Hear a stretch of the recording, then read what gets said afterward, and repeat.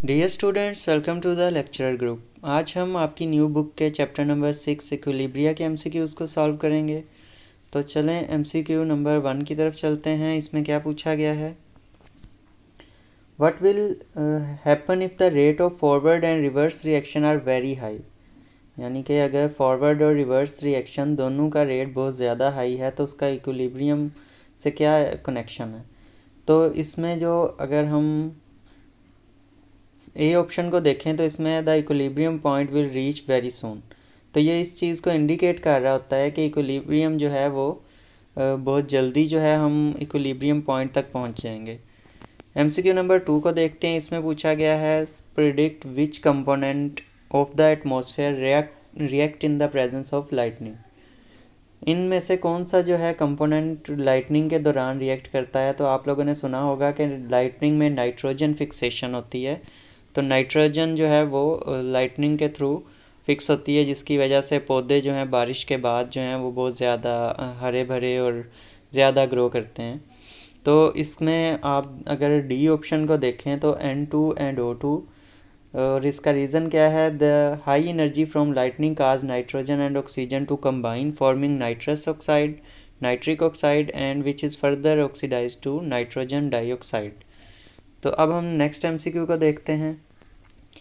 MCQ number 3 में पूछा गया है, an inorganic chemist place 1 mole of PCl phosphorus trichloride in a container A and 1 mole of each chlorine and phosphorus pentachloride in container B. Both containers are sealed and heated to the same temperature to reach equilibrium. Guess about the composition of mixture in both container. दोनों containers में क्या composition होगी mixtures की अगर heat कर दिया जाए। तो both container will have the same composition of mixture, और इसका रीज़न क्या है? At equilibrium the composition depend only on the temperature and pressure, not on the initial amount of reactant and product. ठीक है, इक्विलिब्रियम के ऊपर composition सिर्फ depend कर रही होती है टेम्परेचर और प्रेशर पे, ना कि इस बात पे कि इनिशियल अमाउंट कितनी थी रिएक्टेंट और प्रोडक्ट्स की।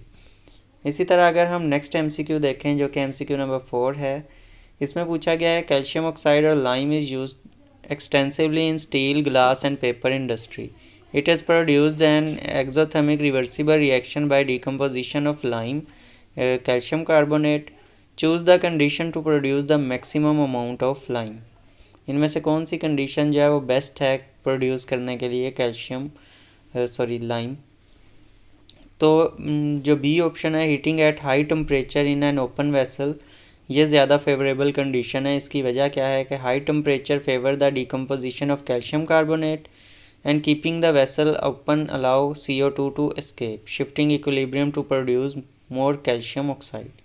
जी, तो ये इसमें लाइम जो है वो इस तरह से ज़्यादा प्रोड्यूस होगा ओपन वेसल। इस वजह से ज़रूरी है कि कार्बन डाइऑक्साइड जो प्रोड्यूस हो रही है वो स्केप कर सके, और जो हीट है वो तो तोड़ने के लिए कैल्शियम कार्बोनेट को वैसे ही ज़्यादा ज़रूरी है। फिफ्थ एमसीक्यू को देखें तो इसमें पूछा गया है what condition should be met for the reversible reaction to achieve the state of equilibrium. Reversible reaction को स्टेट ऑफ इक्विलिब्रियम अचीव करने के लिए जो है वो कौन सी कंडीशन चाहिए। तो सी ऑप्शन जो है इसमें देखें concentration of all the reactant and the product should become constant. इसकी क्या वजह है? At equilibrium the rate of forward reaction equal to the rate of reverse reaction resulting in the constant concentration of reactant and products. यानी कि equilibrium पे जो forward और reverse reaction का रेट है वो इक्वल हो जाता है, और कंसंट्रेशन जो रिएक्टेंट और प्रोडक्ट की है वो भी कांस्टेंट होती है। तो इस वजह से C option the concentration of all the reactant and product should become constant, ये जो है ट्रू ऑप्शन है कि जितना रिवर्स रिएक्शन में प्रोडक्ट टूट के रिएक्टेंट में चेंज हो रहा है उतना ही रिएक्टेंट जो है वो फॉरवर्ड रिएक्शन के थ्रू प्रोडक्ट में भी चेंज हो रहा है। तो ओवरऑल दोनों ने कांस्टेंट ही रहना है। नेक्स्ट एमसीक्यू को देखते हैं अब। एमसीक्यू नंबर 6 में पूछा गया है why does gas come out when you open a can of Fiji drinks.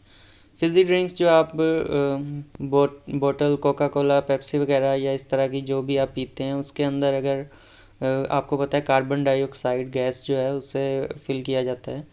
तो इसके बारे में पूछा जा रहा है कि जब आप उसका कैप ओपन करते हैं तो क्यों वो बाहर आती है। तो इसका सी ऑप्शन जो है वो करेक्ट है, because the gas is dissolve under pressure, hence it come out when pressure is decrease.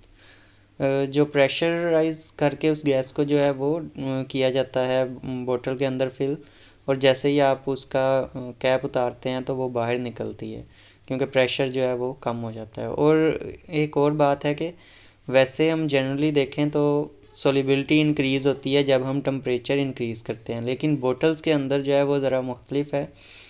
अगर हम बोतल जो है उसकी गैस की सोलिबिलिटी जो है ना वो उलट होती है, अगर हम चीज़ को ठंडा करें तो तब वो ज़्यादा सोलिबल होती है, यानी कि मॉलिक्यूल्स को अगर आपने लो टेम्परेचर दिया है तो वो ज़्यादा अच्छे से डिज़ोल्व रहेगी, जैसे ही अगर आप टेम्परेचर भी इंक्रीज़ कर देंगे तो वो सोलिबिलिटी कम हो जाएगी और गैस ऊपर आना शुरू हो जाएगी। इसीलिए कहते हैं कि ठंडी बोतल पीने का ज़्यादा मज़ा आता है।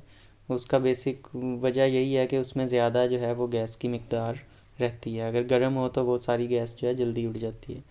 नेक्स्ट एमसीक्यू को देखते हैं। सेवन्थ एमसीक्यू है, the following reaction is performed in an open vessel, calcium carbonate और कैल्शियम ऑक्साइड और कार्बन डाइऑक्साइड। अब इसमें जो है ये पहले भी इसी से रिलेटेड एक एमसीक्यू हम सॉल्व करके आए हैं। तो इसमें पूछा गया, how will the equilibrium be affected if you increase the pressure. Pressure का इस पर क्या असर होगा अगर आप प्रेशर इंक्रीज़ करेंगे। तो बैकवर्ड रिएक्शन जो है वो फेवर्ड होगा, और उसकी वजह क्या है, जब हम प्रेशर बढ़ाते हैं तो फ्यूअर गैस मॉलिक्यूल जिस साइड पे होते हैं उस साइड पे जो है वो इक्विलिब्रियम शिफ्ट होता है। Since the forward reaction produce carbon dioxide, increase pressure shift equilibrium to the left. अगर हम कार्बन डाइऑक्साइड ज़्यादा प्रोड्यूस हो रही है, अगर हम प्रेशर इंक्रीज़ कर देंगे तो इक्विलिब्रियम जो है वो लेफ़्ट साइड को, यानी कार्बन डाइऑक्साइड की प्रोडक्शन स्लो होना शुरू हो जाएगी। इसी तरह अब हम नेक्स्ट एमसीक्यू की तरफ चलते हैं। एट्थ एमसीक्यू है, इसमें पूछा गया है, when will a reaction become reversible. Reversible reaction कब होता है। थोड़ा सा मैं लोगों को मूव कर देता हूँ। If the activation energy of forward reaction is comparable to that of the backward reaction, different option है, आप इसको रीड कर लीजिए। इसमें से जो ट्रू ऑप्शन है, if the activation energy of forward reaction is comparable to that of the backward reaction. तो रिवर्सिबल रिएक्शन जो है उसको तभी हम देख सकते हैं जब रिएक्टेंट और प्रोडक्ट की एनर्जी जो है ना वो आलमोस्ट सेम है या कंपेरेबल है। और इसका रीज़न ये है कि reversibility depend on whether the energy barrier for both forward and reverse reaction is similar. ये हमने आई थिंक लास्ट चैप्टर के एमसीक्यूज़ में भी इसकी एक जो है वो डायाग्राम में ये क्वेश्चन आया हुआ था, जिसमें उन्होंने डिफरेंट ग्राफ शो किए हुए थे एंडोथर्मिक और एक्सोथर्मिक रिएक्शन के लिए। यानी एक में एनर्जी जो है वो गेन की जा रही थी, एक में लूज़, और एक कुछ की एनर्जी जो थी वो सेम लेवल पे थी। तो हमने उसको कहा था कि ये पॉसिबली ये एक रिवर्सिबल रिएक्शन का जो है ग्राफ है। अब हम नेक्स्ट एमसीक्यू पे मूव करते हैं। नाइन्थ एमसीक्यू में पूछा जा रहा है, are reversible reaction useful for preparing compound on a large scale. तो सी ऑप्शन इसका करेक्ट है, they are useful only when equilibrium lies far to the right. उसी वक्त ये यूज़फुल होते हैं जब इक्विलिब्रियम जो है बहुत आगे राइट की तरफ हमें देखने को मिले। For practical senses, equilibrium must favor product formation. It must lie far to the right. इसकी वजह है। 10th MCQ को देखें तो इसमें पूछा गया है कि what will happen to the concentration of the product if a reversible reaction at equilibrium is not disturbed। क्या होगा कंसंट्रेशन ऑफ प्रोडक्ट की कंसंट्रेशन को अगर रिवर्सिबल रिएक्शन जो है वो इक्विलिब्रियम पे डिस्टर्ब ना किया जाए। तो दे विल रिमेन कांस्टेंट। ये ए ऑप्शन इसका करेक्ट है। इसकी वजह क्या है, at equilibrium the concentration of reactant and product remain constant as the forward and reverse reaction rate are equal. तो क्योंकि फॉरवर्ड रिएक्शन में जितना प्रोडक्ट बन रहा है, रिवर्स रिएक्शन में उतना ही प्रोडक्ट टूट भी रहा है, तो इस वजह से उसकी जो कंसंट्रेशन है रिएक्टेंट की और प्रोडक्ट की वो सेम ही रहेगी। तो ये आज की वीडियो थी। आई होप सो आपको समझ आई होगी। चैनल को सब्सक्राइब और वीडियो को लाइक ज़रूर कीजिएगा।